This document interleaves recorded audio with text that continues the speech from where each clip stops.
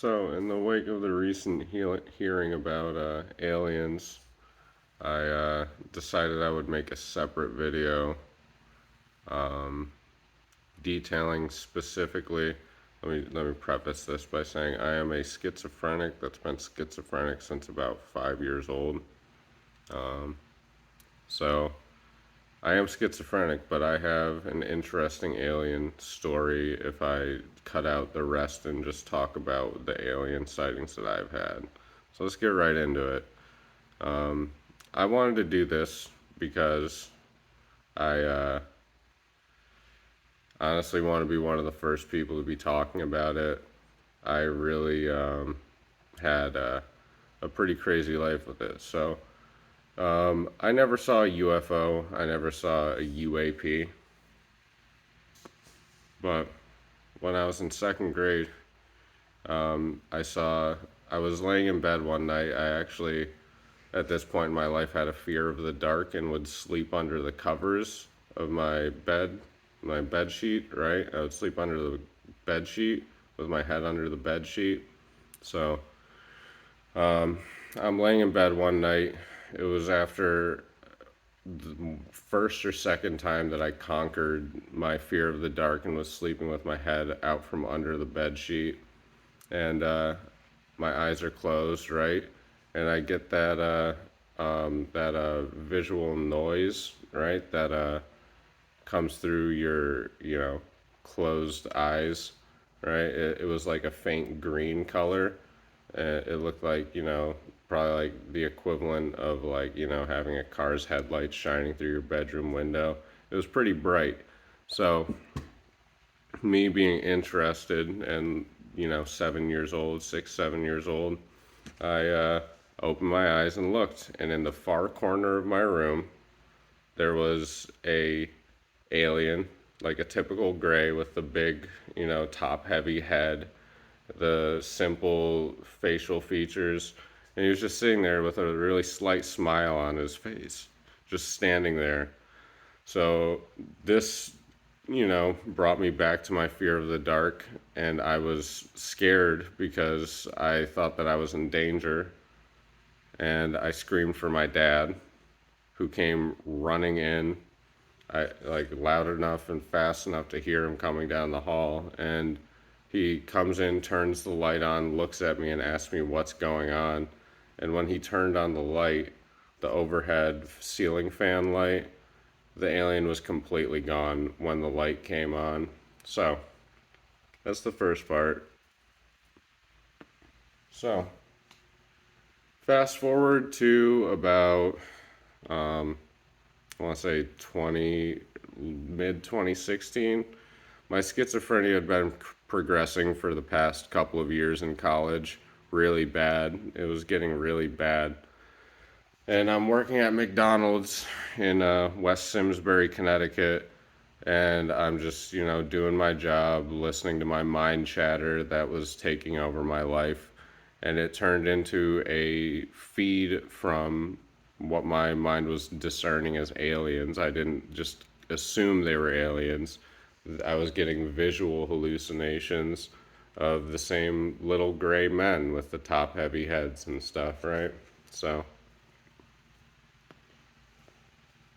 I seeing my opportunity to finally do something worthwhile in society instead of just being a slacker college kid with mental illness, I decided to start corresponding with the government because it's like that's technically alien contact, is what I said. So I told them all about my schizophrenia and leading up until then, and how I had just started receiving a feed from what are calling themselves aliens, and they were telling me that uh, they were trying to save everyone, but the place was rapidly expanding at such a rate that they couldn't just get right to us. That's interesting to think about, isn't it? So I corresponded about all of this for about a month or two, is how long the good part lasted at first. And then, I was like sitting around in like my parents' garage, kind of like I'm doing right now. and I was, you know, talking to half transparent aliens that were like the same little gray guys that looked a little bit more like Roger from American Dad, right? But yeah, they were just like walking up to me. I was like high fiving half transparent aliens. No, there was no kinesthetic sensation to really speak of, a very slight one, but I was so schizophrenic at that point. I don't think that I was literally high fiving aliens. I think I was probably hallucinating it. So I do that for a couple months, and then something happens. And if you're interested in that, you can check out my channel to hear about what happened. But yeah, I sit down and fall into a actually terrifying psychosis that I can only really describe as Silent Hill like the Silent Hill movies and video games. It was Silent Hill like. It was literally a torturous mental trap filled with hallucinations that seemed extremely dangerous. So that was the interesting place I found after being told they were coming to save us, which is interesting. It's it was very scary, I guess is the best word I can really use for it. I was convinced I was going to die very, very often during it. And it lasted about a year. So I would just basically wake up. The daytime honestly wasn't that bad, aside from the dialogues that could lock me in, right? Like I could get really bad word problems, if you will, if you want to think of it like a game.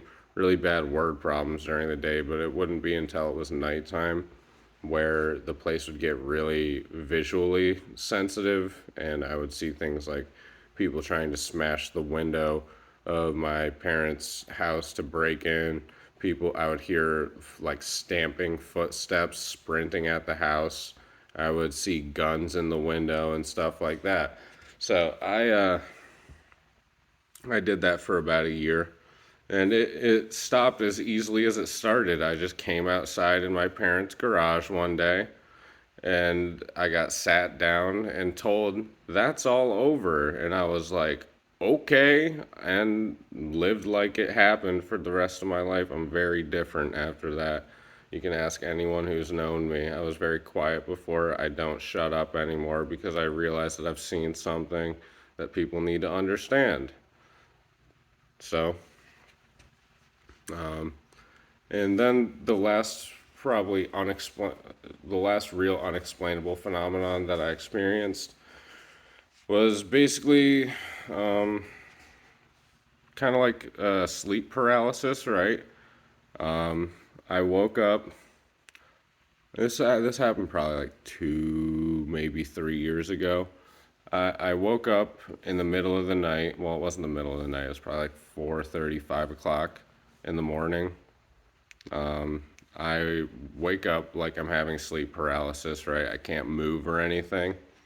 And my hand is twisted up like a reverse carpal tunnel. Like my fingers are all twisted together in a little spire of fingers, and my thumb is like outstretched.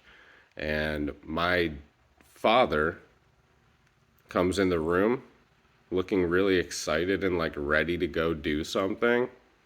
And he walks up to me, untwists my hand perfectly, and my hand relaxes. And then he walks into the far corner of my room. Well, I guess you could say it was close to me because it was close to my head, but the corner of my room that the closet is in, puts his hand in one of his hands in his pocket and looks down at the ground. And at this point, I'm out of bed because the sleep paralysis is over. And I go to check what is normally the case, where when my dad's awake, his door is wide open and he leaves it open until he goes to bed later that night. So I get up, peek out the door. His door is still closed. I look back at the version of him that's in my room, and he's basically almost completely faded out, like he's like teleporting away or going invisible or something. And by the time I get to the center of my room to turn on the overhead light, he's completely gone. So that's that's my experience with anomalous phenomena. It was very weird. I still feel extremely affected by the life. Not like I'm not doing well. I'm doing better than I ever have now that I've really grabbed the situation by its reins. You know what I mean? So I was a very, I was a very, I don't know if it's right to say, you know, paranoid kid or just flat out say uh, just schizophrenic because I was, but and that is the kind of schizophrenia I have is paranoid schizophrenia. So I think that those experiences in my life led me to be overall a less trustworthy and a more how would you put it, like uncertain individual. And I do have my schizophrenia under control at this point in my life, but let me tell you, when it wasn't, I don't even know what would have happened to me. I was very excited back then when I talked to the aliens. Back when I was back in 2016 ish. I let me just wrap this up by saying I'm hopeful about something good happening because of the experience that I did have. And that would surprise you because I said I went to a Silent Hill like environment in my head. And it's just like, no, I just think that the aliens, if they are observing us actively, really want us to see that even if things get more under control, they probably aren't necessarily going to get better. Like, you're not going to avoid that headache kind of idea, but we will give you food. Do you get what I mean?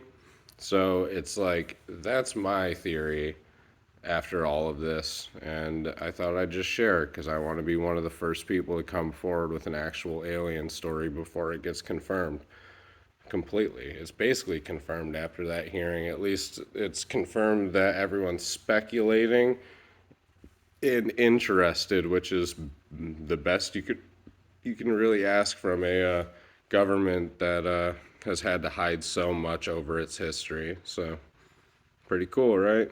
Like, share, subscribe, and all that. You know, the YouTube stuff. So see ya.